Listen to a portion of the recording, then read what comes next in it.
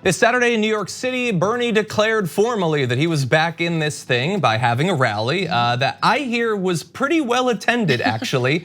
And one of those attendees joins us now, Emma Vigeland of Rebel HQ. Emma, welcome back to the show. Thanks for having me, John. Great to have you here. So first of all, let me say, I literally could not be more jealous. I considered flying out, but that's just not feasible for me financially. But you got to be there. And so what was your experience like at the rally? So it was really incredible. No cell service, so I couldn't live text you like I promised. I apologize about that, John.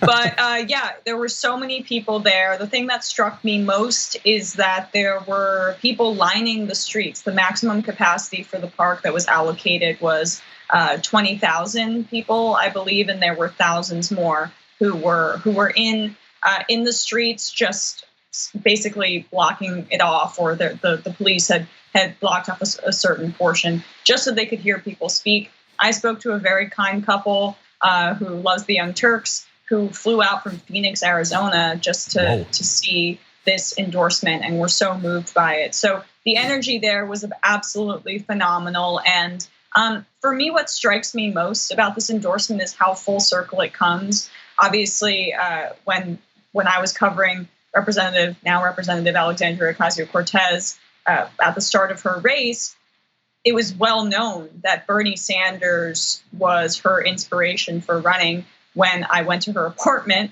there was a Bernie Sanders sign on the front of her door. And I said, wow, I know we're in the right place. Yeah. And now she's come full circle and is endorsing him on stage in this really beautiful way, because she's providing him a boost. He was the inspiration for her run. And now when he needs it most, she is giving him the political capital with her endorsement.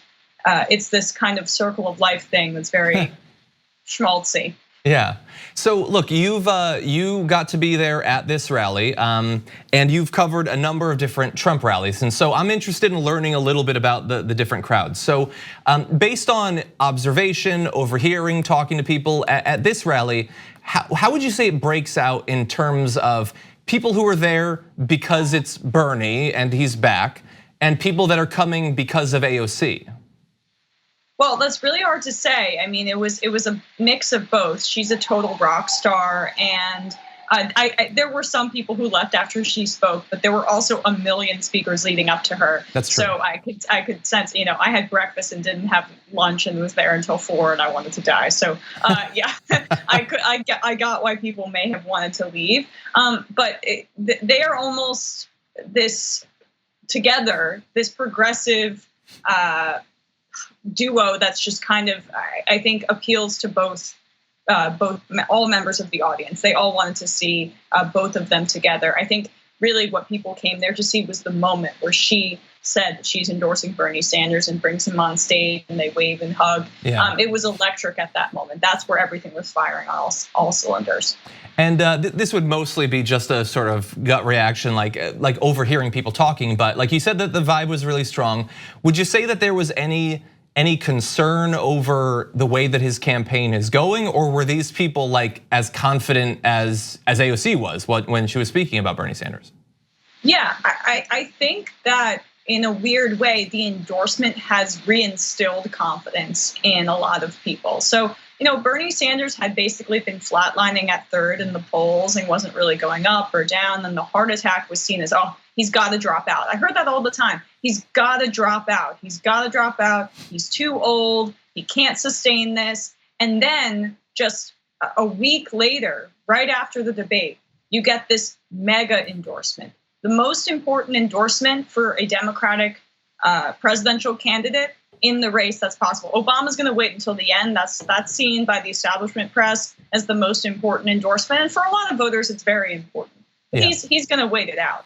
There was one person who was going to endorse a candidate and actually make a difference. And that person was Representative Alexandria Ocasio-Cortez. Obviously, the other squad members have a lot of influence too, but she is the front runner and the most important person who could endorse a candidate.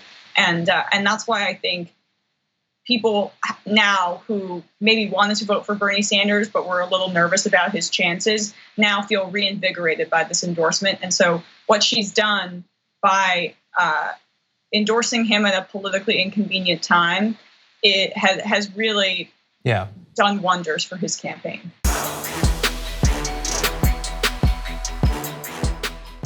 For more political news, breakdowns, interviews, stories of activism, and me trying my hardest to care about the occasional big celebrity news story, subscribe to our YouTube channel at youtube.com/thedamagereport. And you can ring the bell wherever it is so you don't miss anything.